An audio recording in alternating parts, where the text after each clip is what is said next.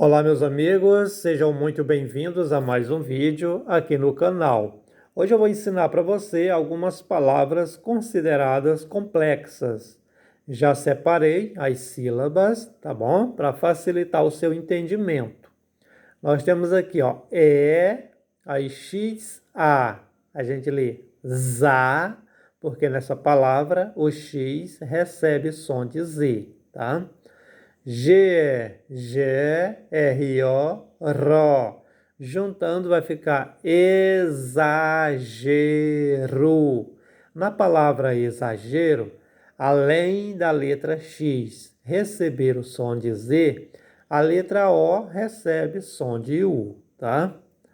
Aí nós temos aí XA, ZA, ME, ME.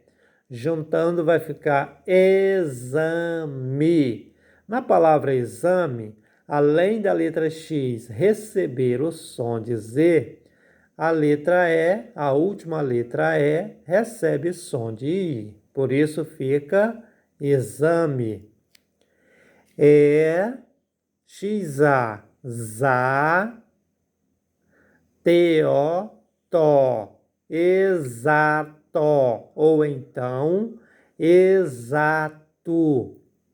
Na palavra exato, a letra O recebe som de U e a letra X o som de Z.